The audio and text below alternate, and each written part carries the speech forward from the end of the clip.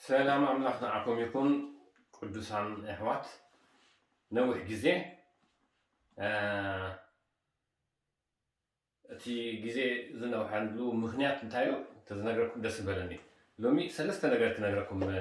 مسئل لكم حنتي تيوان أقداسي أبدي سيحفي لكم بزعوا دكتورين مالتي دكتورين بنيوماتولوجي أنثروبولوجي واين نمتاي زياد كتزارب لديكا اندهر حديثكم لي مالتيو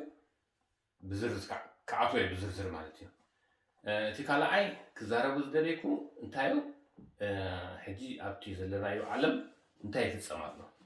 ويكا عبينا زلنا اب حجي ابتي ويسترن عالم كبيد وطرتي زلو اب اوكراينا اب اوكراينا سي وراشا كتوران دادليا حدغا كويناتن راشا مالتيو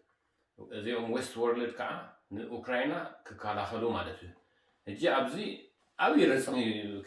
ክፍጠር ይኽእል እዩ ኣነ ሕጂ ሓንቲ ነገር ተዝነግረኩም በዚ ኣጋጣሚ ደስ በለኒ ብዛዕባ ስካቶሎጂ ብዙሕ የፅንዕ ነይረ ሕጂ ካብቲ ብጣዕሚ ዝፈትዎ ትምህርቲ ከዓ ቃል ኣምላኽ ስካቶሎጂ ማለት እዩ ሕጂ ስካቶሎጂ ማለት እንታይ ብዛዕባ መጨረሻ ግዜ ብዛዕባ ምጽኣት ክርስቶስ ብዛዕባ ፍጻሜ ዓለም ብዛዕባ ንበሎ ከማን ሳልሳይ ውግእ ዓለም ክንብሎ ንኽእል ኢና ማለት እዩ ሕጂ ብዛዕባኡ ብጣዕሚ የፅንዕ ክሳይ ይርኢ ነይረ ማለት እዩ ቃል ኣምላኽ ኣነ ሕጂ እንታይ ክብለኩም ደልየ ምናዳ ከዓ ንኣፍሪቃውያን ወይ ከዓ ንኢስት ኣፍሪካ ወይ ከዓ ነቲ ኣብቲ ከባቢ ዘለና ኣብ ኢትዮጵያ ኤርትራ ከባቢ ዘለና እንታይ ከመሓላልፍ ደሊ ናተይ ርእይቶ እዩ እዚ ሕጂ ንሃገርና ክንኣቱ ንዳሎ ኣምላኽ ተመስገን ንሃገርና ክንኣቱ ንዳሎ ኣነ እዚ ከመሓላልፍ ደልየ ምክንያቱም ኣነ ከምኡ ስለስማዓኒ ማለት እዩ ምክንያቱም ኣብ እዚ ሕጂ ዘሎ ውግእ እንድሕር ተወሊኡ መወዳእታ የብሉን ናይ ግዲ ከዓ ንሕና ካብዚ ኣብ ገለ ክንከይድ ኣለና ሓንቲ ከዓ መኸዲ ዘላትና ዓድና ኣምላኽ ተመስገን ይኹን ሕጂ እንታይ እዩ ነቲ ነገር የፍርሕ እዩ እቲ ምስሓቀይ እንታይ ዝስሒቃ እቲ ኩነታት ከቢድ ስለዝኾነ እዩ ንሕና ግን ብመንፈስ ብቃል ኣምላኽ ንፈልጦ ኢና ሕጂ ካብቶም ዘንበብክዎም ናይ ፕሮቴስታንት ኣሜሪካውያን ፕሮቴስታንት ስኮላር ማለት እዩ እዚኦም ቴዎሎጂስት ዝፀሓፍዎ ዝበፅሕሉ የነቦ ነይረ ይሪኦ ነይረ ይፅሕፎ ነይረ ክልተ ሰለስተ ናይ ፕሮቴስታንት ቸርችታት ናይ ፕሬስቢቴርያን ናይ ባፕቲስት ናይቲኦም ሕጂ በዓል ሬማ ዝበሃሉ እቲኦም ካልኦት ናቶም ኩሎም እቲ ስካቶሎጂ ናቶም ክስታይ ይሪኦ ነይረ መጨረሻ ግዜ ሕጂ እንታይ እዩ መጨረሻ ግዜ እቲ ግዜውን ሰዓቱን ዝፈልጦ የለን መንም ኣይፈልጦን እዩ ቃል ኣምላኽ ከምኡ ዝብል መንም ኣይፈልጦን እዩ ግን ምልክታት ግን ናይ ውግእ ምልክታት ውግእ ከም ዝለዓል ኣብ መጨረሻ ኣብ ማቴዎስ 24 እንታይ ጎይታና ኢየሱስ ክርስቶስ እቲ ዝዓበየ ምልክታት እስቲ ሩመርስ ውግእ በቃ ክለዓል እዩ ውግእ ክመፅእ እዩ ኣፅዋር ይተዓኻኸብ ወተሓደራት ሕጂ እሱ ዝግበር ዘሎ ሕጂ እዚ ውግእ እንድሕር ተላዒሉ ፑቲን እቲኦም ዌስተርን እንታይ ዝብሉ ኣይእመንን እዩ ዝእመን ሰብ ኣይኮነን እዩ ዝብሉ ዘለዉ ሕጂ እቲ ውግእ እንድሕር ተላዒሉ ማለት እዩ ጎይታና ኢየሱስ ክርስቶስ ክመፅእ ይክእል ማለት እዩ ምናልባት እቲ ውግእ እቲ ናይ መጨረሻ ክኾን ይክእል ሕጂ ንራሻ ከጥፍዋ ክለዓሉ እዮም ንራሻ ከጥፍዋ ክለዓሉ እንድሕር ኮይኖም በዓል ጃፓን በዓል ቻይና በዓል ምስ ራሻ ከዓ ኮይኖም ዝሰርሑለው ማለት እዩ ሕጂ በዓል ቻይና እንድሕር ተላዒሎም ከዓ ንቻይና ከዓ ክትከላኸል ክትብል ከዓ በዓል እስራኤል ከዓ ምስ ኣሜሪካ ክሓብርዮም በዓል ኣውስትራልያ ሕጂ ኣብ ኣፍሪቃ ዓድታት ከዓ ዘለዉ ገለታት ዓድታት ክሕሉ ይክእሉ ምስ ኣሜሪካ ድዮም ምስ ቻይና ድዮም ሕጂ እቲ ኩሉ እቲ ውግእ ባርዕ ክለዓል እዩ ማለት እዩ ሕጂ ሓንሳ እንድሕር ክታኸሱ እንድሕር ጀሚሮም መወዳእታ ዘይብሉ ውግእ እዩ ዝህቦም ማለት እዩ ስለዚ ሕጂ ዘለናዮ ግዜ ብጣዕሚ ኣሰካፊ እዩ እቲ ማስ ሚድያ ኣብ ሹድን ዘሎ ብዙሕ ነቲ ነገር ኣክቢዱ ኣይዛረብን እዩ ንሕና ከዓ ኣብ ስራሕና ተፀሚድና ዘለና ኣብ ደቅና ኣብ ዝተፈለየ ግን ኣብቲ ኣየር ኣብቲ ደበና ብርቱዕ ኣብቲ መንፈሳዊ ማለት እዩ ኣብቲ መንፈሳዊ ዓለም ብርቱዕ ወጥሪ ዘሎ ማለት እዩ ብርቱዕ ወጥሪ ዘሎ ሕጂ ነዚ ወጥሪ ብጥበብ እንድሕር ዘልገስዎ ኣብ ዘበና ተራእዩ ዘይፈልጥ ውግእ ክመፅእ ማለት እዩ እቲ ውግእ ከዓ ምናዳ ንኤውሮጳውያን ክጎድኦም እዩ ማለት እዩ ክትጉዳእ እያ ማለት እዩ እቲ ኢኮኖሚታት ኩሉ ጥዋዕዋዕ ክብል እዩ እቲ ኩሉ ህዝቢ ክስታይ ክኸውን እዩ ማለት እዩ ሕጂ እዚ ዝብለኩም ዘለኹ እንድሕር እቲ ውግእ ተላዒሉ ማለት እዩ ጠጠው ዘብሎ ከዓ ወላ ሓደ ሓይሊ የለን ማለት እዩ ሕጂ እንታይ ክብል ለለየ ንጎይታ ምፅዓት ክንዳሎ ከም ዘለና ምናልባት እዩ ዝብለ ግን 100% ሹር ኮይና ኣይኮነ ዝዛረብ ዘለኹ እቲኦም ዘንብቦም ዝነበርኩ መፅሓፍቲ ብዛዕባ ኤስካቶሎጂ ናይ ዝተፈላለዩ ናይ ቸርችታት እዩ ወላ በቲ ኣነ ከማን ዝኣምነሉ ምስ ቃል ኣምላክ ኣዘማሚትካ ዝተፈላለየ ምልክታት ዝተፈላለየ ሕጂ ኣካሒዳ ኣሎ ማለት እዩ ከመይ ጌርካ ኢካ ተፅንኦ ብዛዕባ ኤስካቶሎጂ ገለገሊኦም ሕጂ እንታይ ንብለ 2024 ሲ ናይ ዓለም ውግእ ይለዓል ዝብሉ ኣለዉ ሕጂ እቲ ኩሉ መፅናዕቲ ገይሮም ኣብ 2024 ሲ ብርቱዕ ውግእ ክለዓል ኣብ ሙሉእ ዓለም ንሙሉእ ዓለም ኢኮኖሚ ንሙሉእ ዓለም ጥዋዕዋዕ ዘብል ሓይሊ ውግእ ክለዓል እዩ ክእል እዩ ዝብሉ ኣለዉ ሕጂ እንታይ ክብል ደልየ ኣብቲ ዘለናዮ ንሕና ካብ ኣፍሪቃ ዝመፃና ኤርትራውያን ዲና ኢትዮጵያውያን ዲና ካልኦት ክርስቲያናት ወላ ንዓምንን ዘይንዓምንን ኩላትና እንታይ ክንገብር ኣለና ናተይ ምኽሪ እንታይ እዩ ኣብ ሃገርና ክንኣቱ ክንዳለው ኣለና እዩ ዝብል ክርስቶስ እንድሕር መፂኡ ከዓ ኣብ ኣየር ክንራኸብ ኢና ምስ ኩላትና ኣምላክ ተመስገን ይኩን ስለዚ ክብሪ ምስጋና ኩሉ ንጎይታ ይኩን ኣብ መንፈሳዊ ዓለም ኣቲኩም እንድሕርኢኩም ብጣዕሚ ተወጣጢሩሉ ዘሎ እቲ ውግእ ምስ ራሻን ምስ ኣሜሪካን ምስ ኢሮፕን ዘሎ ምፍጣጥ ኣብ መጨረሽታ ጠርዙ በፂሑ ዘሎ ስለዚ ኩላትና ብፀሎት ክንዝክሮም ነዚ ህዝቢ ክንዝክር ነቲ ዘለናዮ ኣብ ስደት ዘለናዮ ህዝቢ ክንዝክር ንህዝብና ኣምላኽ የፅለለሉ ኣምላኽ ተመስገን እዩ ካልእ ብዙሕ ከማ ዝተዛረብኩ ነይረ ረኣያት ገለ ሰባት ዝረአዩ ነይሮም እሱ ሕጂ ኣያድልን ምክንያቱም ንሕና ምስ ቃል ኣምላክ ኣዛሚድና ኢና ንኩሉ ነገር ክንሪኦ ማለት እዩ ብዛዕባ እዚ ክዛረብ ደልየ ማለት እዩ እዚአን ሰለስተ ማለት እዩ ብዛዕባ ሃገርና ብዛዕባ ህዝብና ምስኡ ተሓይዘ ተዛሪበ ኣለኹ እንታይ እዩ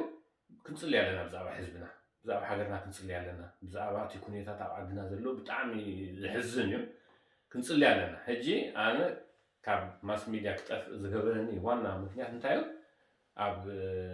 ማስ ሚድያ ዘሎ ሓሶት ኣብ ማስ ሚድያ ዘሎ በቃ ዝተፈላለየ ሓሶት ትንቢታት ድዩ ካብ ክርስቲያናት ካብቲ ሬስፔክት ዝንገብሮም ኣቦታት ናይ ክርስቲያናት ዝበሃሉ ምናዳካ እዚኦም ኢትዮጵያውያን ዝበሃሉ ነቢያታት ዝበሃሉ ኣገልገሊት ዝበሃሉ ሃዋርያት ዝበሃሉ ገለ ዝበሃሉ እሳቶም ሕጂ ምናዳ ከዓ ኣብ ልዕሊ ኤርትራ ዘለዎም ኣረኣእያ ምስ መንፈሳዊ ኣተሓሒዝካ ዝግበር ዘሎ ትንቢትን ነቢያታት ዝንበይዎ ኣነ ኮኒነ የለኩ ብወገነይ ማለት እዩ ኣይተቀበልኩን ኣይቅበሉን ከዓ መፅሓፍ ቅዱሳዊ ኣይኮነን ኣብ ዓለም ሕግም ከማን ኣይፍቅድን ማለት እዩ ኣነ ከዓ ብወገን ከም ውልቀ ሰብ ኣይፍቅድን ማለት እዩ ኣብ ልዕሊ ኤርትራ ዝትንበይ ትንቢታት ኤርትራ ምስ ኢትዮጵያ ክጠበቅ እያ ኤርትራ ምስ ኣይጠብቅን እያ ዓለም ብምሉ ይጣበቕ ኤርትራ ኣይትጣበቕን እያ ምስ ወላ ሓደ ኣይትጣበቕን እያ ምክንያቱም ኤርትራ ነፃ ብቲኦም መንእሰይ ዝኾኑ ኤርትራውያን ብደሞም ብኣፅሞም ነፃ ዝኾነት ብዙሕ መስዋዕት ተከፍለ ክሳብ ሕጂ ይክፈላሉ ስለዚ ኤርትራ ነፃ ልዑላዊት ሃገር እያ እሱ ከዓ ዓለም ይእመን ኣይእመን ኣምላክ ግን የእሚንዎ ሎ ንዓለም ብምሉእ ማለት እዩ ኣምላክ ተመስገን ይኩን ኣምላክ ሓይሊ ሂብዎም ነቲኦም ሰባት ኤርትራ ነፃ ስለዚ ነዚ ዝቃወም ዘበለ ብምሉእ ኣነ ሕጂ ክርስቲያን መራሒ ኣይስዕብዎን እየ ገገሊኦም ኣለዉ ኤርትራን ሕጂ ናፅነት ኤርትራ ዝቃወም መራሒ እሞ ካልእ ዓይነት ትንቢት ኣብ ልዕሊ ኤርትራ ዝትንቢ ዝዛረብ እንድሕር ኮይኑ ኣነ ኤርትራውያን ካብኡ ተዕለዩ ዝብሉ ምክንያቱም ፀገም እዩ ዝኸውን ንሂወትኩም ፀገም ይኸውን ነቲ መንፈሳዊ ኣካሒድኩም ፀገም እዩ ዝኸውን ይጋጨው እዩ ኩሉ ሻዕ ስለዚ እዚኣ ናተይ ምኽርያ بزي كتقيمون يبلكم من أملاك يباركم أنا بتعمل زفكركم أزي مالك أنا مس ولا حدا سب صلئ بلين أنا صلئ بلين مس ولا حدا سب أنا هجي تليفوني كل شيء كفوتي زخونة سب كدولة لي زخونة سب كزاربني كحتني أنا قربي كل شيء عن زخونة سب يملسي على سب ندح دولة لي بك I'm not arrogant زخونة سبعت جن تليفونهم يعصوه زخونة سبيل لكم أنا حجي بزي أقاطعني كمان أقول أملاك نقرأكم نايلم ياسر تحمش عمل كوابيو هذا حونا دامي بقى بزح بدلوني مالتي كبلكم حجي تي تزغبروا كان جن أغانتاي تي نقر كل سيطاناوي أغانتاي كفعات بقى حسدنا زي كله يقبر زنبره حجي انتايو نحن عقل بكريستوس كا صبوك نقبر لنا اتيوم احوات مساي زنبرو وي كمزي زقبر كالو كمزي يقبرالو كمزي يقبرالو نحن كا صبوك نقبر ኧረ በጃካ ስካ عشات አይተኩም نو صبوك نقبرالنا صبوك እሱ ካ ሕማቅ ይገብር በቃ ብሰይጣን ኃይል نحن كا صبوك نقبر هجي تتقبر صبوك بأملاخ ስለዝኾነ ለይምበር ሰብከም አይገብርን anyhow ድሕሪ 15 ዓመት ደዊሉ هجي نقاط بقاطع ميدو لكم ማለት በጋጣሚ ዝነገርኩም ዘለኹም እጂ እንታይሉ ጽቡቕ ጌርካለይ ጽቡቕ ዝገበረለይ ሰብ በቃ ኣብ ሂወቲ ኣብ ሽውዲ ምስ መጻጉ ገለ ወለ ኢሉ ማለት ጽሒፉለይ ካብ ኣምላኽ ኮይኑለይ ኢሉ ካብ ኣምላኽ ከምኡ ስለ ዝበልካ ድሕሪ 15 ዓመት ከምኡ ስለ ዝበልካ ኣምላኽ ይባረካ ኢሉ ግን ግዜ ነዊሑ ክሳብ ሕጂ ሲያ هو بقى كمو بقى ምንም ማልታይ ነይሩ ዝዝክረከ ገለ ኢሉኒ ሕጂ እንታይ ኢለዮ ጽቡቕ ቴንኪዩ ምባል ጽቡቕ እዩ ግን ከዓ እቲ ዝገበርካዮ ጌጋ ከዓ ጥፍዓት ከዓ እቲ ሁሉ እንወት ዝተገብረ ኩሉ ከዓ የቕሬታ ከዓ ክትብል ኣለካ እቲ ቃል ኣነ ሕጂ ንርእሰይ ወሲደ ን2022 ንርእሰይ ወሲደዮ ንዓኻትኩም ከዓ ዘድልየኩም እንድሕር ኮይኑ ክሕበኩም እየ እንታይ ማለት እዩ ነቲ ዝበደለካ ይቕር በሎ ኣምላክ ተመስገን ይኩን ነቲ ዝበደለካስ ይቕር ትብሎ ስለዚህ ኣነ ሕጂ እንታይ ኢለዮ ኣነ ዕዳ ኣሰኪም ናይ ወንጌል ዕዳ ኣሰኪመካ ኣለኹ ኣምላኽ ተመስገን ይኩን ናይ ወንጌል ዕዳ ኣሰኪመካ ይርዳእካ ድዩ ኢለዮ እወ ይርዳእኒ ጥራይ ይቕሬታ ይቕር በለኒ ኢሉኒ ዋ ይቕር እሞ ክብለካ ኣነ እኮ ይቕር ተባሂሉለይ እኮ ይቕርማ ክብለካ ኢለዮ ስለዚ እንታይ እዩ ወንጌል ዕዳ ክነሰክሙ ኣለና ነቲ ሰብ እንታይ ይመስለካ ሕማቕ ምስ ገበረካ ሕማቕ ምስ ሓሰበልካ እስኻ ከዓ ጽቡቕ ምስ ገበርካ ኣሎ እንታይ ይከውን ማለት እቲ ወንጌል ኣብ ሂወቱ ቁርብ ጸኒሑ ይሰርሕ ማለት እዩ ስለዚ እቲ ወዲ ሕጂ ኣነ እንታይ ኢለዮ ሓንቲ ነገር መልእክቲ ክገልፈልካ ኢለዮ ነቲ ኣነ ብወንጌል ብፍቅሪ ኣምላክ ዘመሓላልፍዎ ናብዓኻ ናብ ሂወትካ ዘመሓላልፍክዎ ንኻልኦት ኣመሓላልፉ እሱ ዕዳ ኣለካ እሳ ጥራይ ግበር በቃ ካልእ ካባኻ ወላ ሓንቲ ዘደልዮ ነገር የብለየን ገለ ኢለዮ ኣምላኽ ይባረካ ብሁሉ ጎይታ ምሳኻ ይኩን ኢለዮ ባሪኸዮ ማለት ሕጂ እንታይ ተማሂረ ን2022 ኣሰኒቁኒ ሃሃ ሎሚን ክበራበረኒ ነቲ ሕማቕ ዝገበረኒ ጽቡቕ ገብረሉ ከም ዘለኒ ኣምላክ ተመስገን ይኩን ሕጂ እቲ መልእክተይ ኣንፈቱ ከይስሕት ብዙሕ ኣይሕዘኩም ናይ ሎሚ ግን ወደፊቱ ክንቅፅል ኢና ማለት እዩ ኣብ ሰሙን ሓሳብ ገለ ክመፅእ ማለት እዩ እንታይ እሱ እቲ ዘጥፍዓኒ ምክንያት ነገረኩም እቲ ኩነታት ናይ ማስ ሚድያ ናይ ሶሻል ሚድያ ክሳይ ገብር ነይሩ ማለት እዩ ይናፈስ እቲ ገለ ምስ በለሽኡ ትም ዝብል ትም ኢልካ እንታይ ዝበሃል ዘሎ ኢልካ ኣብ ቅድሚ ኣምላክ ትጸልይ ትዳለው ቃል ኣምላክ ተንብብ መጽሓፍ ተንብብ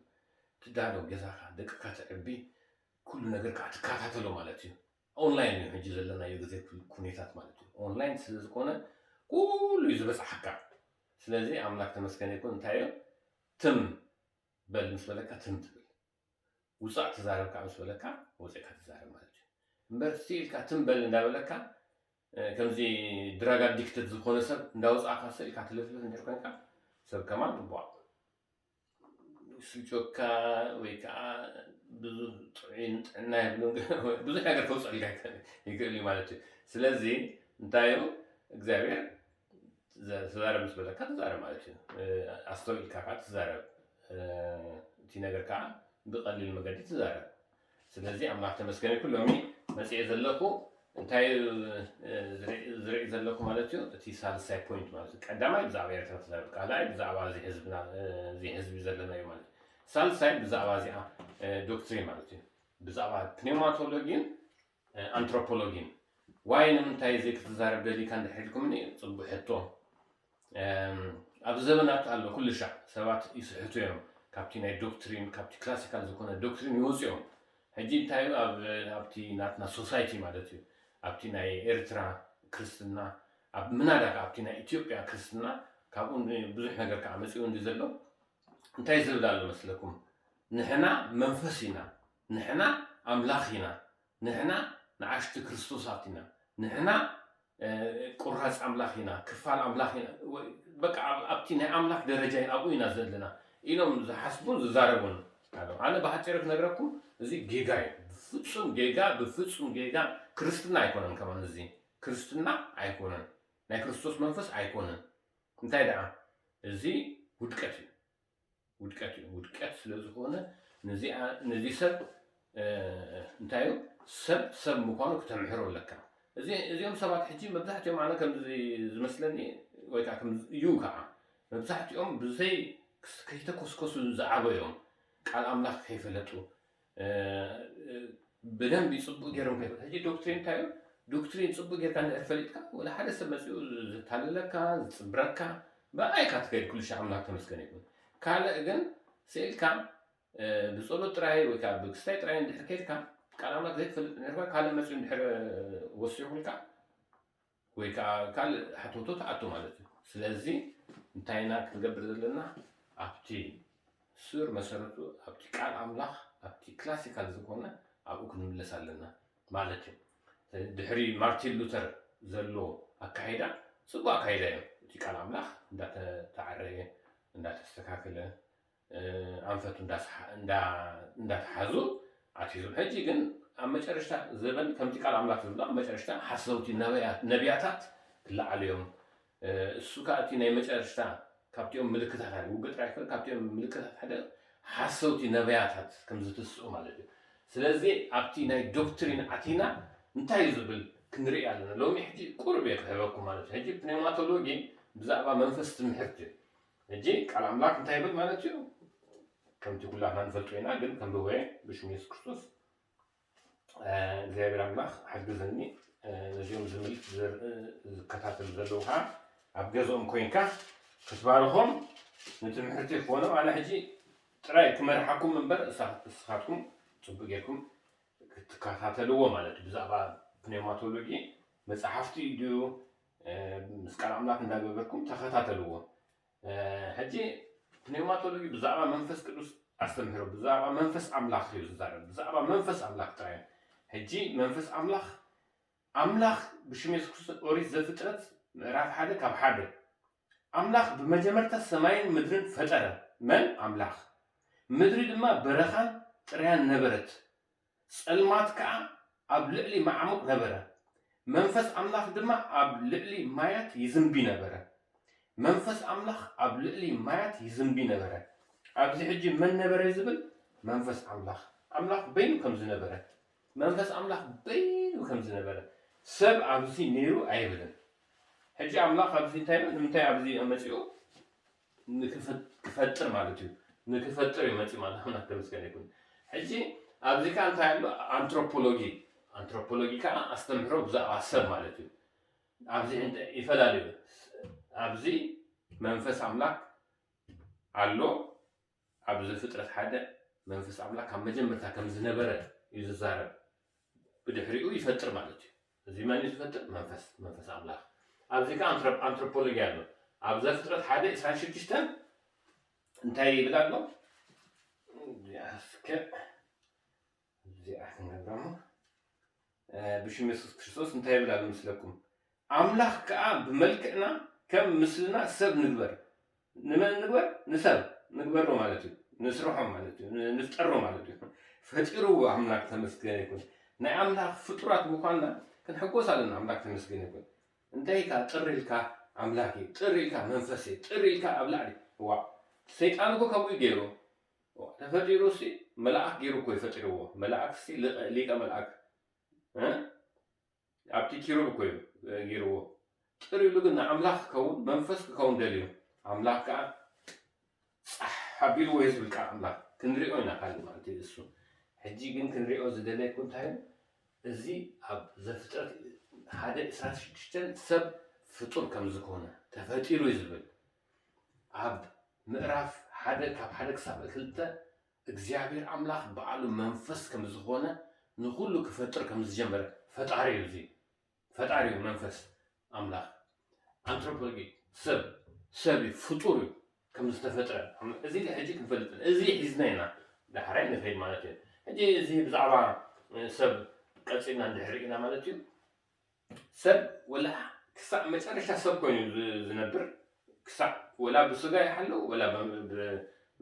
ምስ ሞተ እቲ ዘለዓለማዊ ኣካል ምስ ሓዘ እንታይ ዝከውን ዘለዓለማዊ ዝከውን ጎይታና ኢየሱስ ክርስቶስ እንታይ ዝብሎ ከማን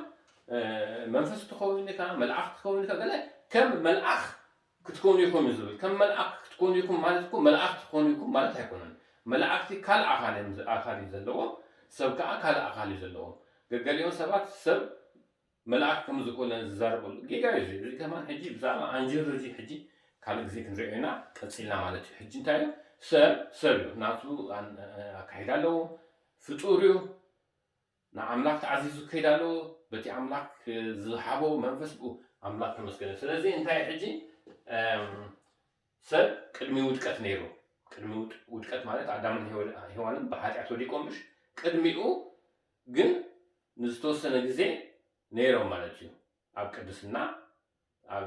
ሓጢኣት ዘይወደቁሉ ግዜ ምስ ኣምላኽ ኮይኖም ኣብቲ ገነት ኤደን ይነብሩ ነይሮም ሕጂ ኣዳምን ሔዋንን ሔዋን ተፈቲና ኣዳምን ሔዋን ምስ ወደቁ ወዲቆም ምስ ወደቁ ናይ ውድቀት ግዜ ከዓ ዝበሃል ግዜ ኣሎ ሽዑ ሰብ ነይሮም ቅድሚኡ ሰብ ነይሮም ብውድቀት ግዜ ከዓ ሰብ ነይሮም ወዲቆም ምስ ወደቁ እቲ ናይ ኣምላክ ህልውና እዮም ካብኦም ርሒቁ ማለት እዩ እስቲ እስትንፋስ ግን ነይርዎም ከም ዝሞቱ ከዓ ተፈሪዶም ማለት እዩ ሕጂ ነቲ ሙት ዝኾነ ኣዳም ከዓ ነቲ ብመንፈስ ሞተ ማለት እዩ ዳግም ምውላድ ድህነት ብክርስቶስ ከዓ ረኪቡ ማለት እዩ ሕጂ ንሕና ዘለናዮ ማለት እዩ ንሕና ካብ ኣቦናን ካብ ኣዴናን ተወሊድና እቲ ናይ ኣዳም ሓጢኣት ኣሎ እንደገና ከዓ ናትና ሓጢኣት ኣሎ ብክርስቶስ ከዓ እንታይ ንከውን ማለት እዩ ዳግም ንውለድ ሓጢኣትና ይውገደልና ሓድሽ ህይወት ንረክብ ማለት እዩ እቲ ህይወት ኣብዚ ምድሪ ጀሚሩ ማለት እዩ ስለዚ እሱ ከዓ ማለት ብክርስቶስ ተቀበልናዮ መንፈስ ቅዱስ ህይወትና ከድሕነና ኣብ መንግስቲ ሰማያት ከኣትወና ኣብ ምድሪ ብፍቅርን ብሰላምን ከንብረና ብድሕነን ሽኡ ከማን ንሕና ሰብ ኢና ኣምላኽ ኣይኮንናን ሰብ ኢና መንፈስ ኣይኮንናን ሰብ ኢና ስለዚ እቲ ብድሕነት ዝረክብናዮ ክርስቶስ ብድሕነት ዝደሓነ ሰብ እዩ ብድሕሪኡ ከዓ ሰብ ከዓ ዓሪጉ እቲ ነፍሱ እቲ ስግኡ ይመውት ምሽ እቲ ካሌብ እቲ ኣነ መንነቴ ሕጂ በዚ ስጋይ ጥራይ ኣይኮነን ዝፍለጥ መንነቴ ዝፍለጥ በቲ ኣነ ዘለኒ ሕጂ ሰብ እንታይ እዩ ነፍሲ ከም ዘለዎ ይዛረብ እዩ መንፈስ ከዓ ከም ዘለዎ ይዛረብ እዩ ሕጂ እሱ ስጋ ከዓ ስጋ ኣለና ነፍሲ ኣለና ኩላትና ንፈልጦ ኢና እዚ ሕጂ እቲ ናትና መንፈስ ኣምላኽ ዝሃበና እምበር ንሕና ዝኮንና ወይ ከዓ ኣምላኽ ዝገበረና ነገር ኣይኮነን ከምኡ ኣይኮነን ሰብ ፍጡር ክፍጠር ከሎ ኩሉ ካብ ኣምላኽ እዩ ኮይኑሎ ኣምላኽ ተመስገነ ይኩን እስትንፋስ ምስ ሰሓቡ ኣምላኽ ነቲ ካብ ኣምላኽ ዝመፀ እስትንፋስ ክነተንፍስ ክንነብረሉ ኢና እቲ እስትንፋስ ከዓ ዝኸደሉ ግዜ ኣሎ ዝጠፍኣሉ ግዜ ኣሎ እሱ ኣሰራርሓ ዝተፈላለየ ኣሰራርሓ እዩ እቲ ሕጂ ኣነ ዝብሎ ዘለኹ እንታይ ሰብ ዘለዓለማዊ ይኸውን ማለት እዩ ኣብ መጨረሽታ ስጋን ደምን ኣብ መሬት ምስ ተረፈ እቲ ሰብእነቱ ካልእ ኣካል ሒዙ ንዘለዓለማዊ ሽኡ ከማን እንታይ እዩ ሰብ እዩ ኣምላክ ተመስገነ ይኩን ጎይታና ኢየሱስ ክርስቶስ እንታይ ኢሉ ንስኻትኩም ከም ኣምላኽ ከም መላእክቲ ኢኹም ከም ማለት ኢኻ ማለት ኣይኮነን ግን ከምኡ ኢኻ ትኸውን ማለት እዩ ስለዚ እቲ ኣካል ከዓ የለን ማለት እዩ እቲ ኣካል ስጋን ደምን ኣብዚ ተረፍ ማለት እዩ ንዘለዓለም ነበር ስለዚ እዚ ፍጡር እዩ ከምቲ ዝበልክዎ ቅድሚ ውድቀት ድሕሪ ውድቀት ግዜ ዳግም ምውላድ أبتي زلعلموي كا سبي مالت أملاك تمسكن يكون سلازي كنفلاليو كنكلو لنا إزين دحر زيت فلاليو نحكوين كا أكبر ودكت عم فشفش كتأتو يخاملتو እግዚአብሔር አምላካ ክብሩን ምንም አይሄብም ሰይጣንም ከማን ፈቲኑ ሰይጣን መልአክ ከሎ አምላክ ከሆነ ፈቲኑ ሰይጣን መልአክ ከሎ መንፈስ ከሆነ ፈቲኑ ማለት ነው እግዚአብሔር ቃ ኖ አይተከውንን ይሎ ምክንያቱም ክብሩን ስልጣኑን ቦቱን አምላክ ለቂቁ ንመን ፈቲኑ መሲሉ ወከሳይ ሰይጣን ተደርቢ ማለት ነው ሕጂ ምስተደርበየ መንፈስ ቅዱስ እንዲሁ ከሆነ ሐሲቦ ግን ምስተደርበይ መንፈስ ርኩስ ኮይኑ ማለት እዩ መንፈስ ሰይጣን ኮይኑ መንፈስ ርኩስ ምስተደርበይ ማለት እዩ ሕጂ እቲ መንፈስ ሰይጣን ማለት መንፈስ ርኩስ ማለት ተደርበየ ማለት እዩ እቲ ዝወደቀ ማለት እዩ ስለዚ ሓደ ሰብ እንድሕር ክፉእ እንድሕር ገይሩ ሕማቅ እንድሕር ገይሩ ናይ ክፉእ መንፈስ ናይ ሰይጣን መንፈስ ናይ ሰይጣን መንፈስ ኣብ ልዕሊኡ ኣለዎ ማለት እዩ ስለዚ እቲ ብዛዕባ አንጂኦሎጂ ብዛዕባ ፕኔማቶሎጂን ኣተሓይዘ ካብ ግዜ ክንዘራረብና ክንርኢና ማለት እዩ ሎሚ እቲ ዋና ክሪኦ ዝደለይኩ እንታይ እዩ ደጊመ ክብለኩም ደሊ ብጣዕሚ ኣተሓሳሰበይ ፖይንት ስለ ዝኾነ እዩ ዝሰማዕኽዎ ካብ ነዊሕ ግዜ ኣብ ኤርትራ ከለኩ 2001 2003 ሰባት እንታይ ይብሉ ነይሮም ከምኡ ዝብሉ ሰባት ነይሮም ከምዚ ፀወታ ጌርና ኢና ንወስዶ ክላስ ከመይ ጌርካ ኢካ ኣምላክ ትኾን ከመይ ጌርካ መንፈስ ትኾን እንብሎም ነርና ምስ ገሊኦም ካ ዲስከስ ንገብር ነርና ግን እዚማ ዘይከውን ነገር ቃል ኣምላክ ኣይፈቅደልና ወላ እቲ ስብዕነትና ከመይ ገይሩ ክፈቅደልካ መንፈስ ክትከውን ከመይ ጌርካ ክትነፍር ከመይ ጌርካ ክስታይ ኮይንካ ጻድቅን ቅዱስን ኮይንካ ከም ኣምላክ ኣይኸውንን የለን ግደፍ ከምኡ ትብል ሓተፍተፍ ሓለውለው ዘረባታት ዕብዳን እዩ ስለዚ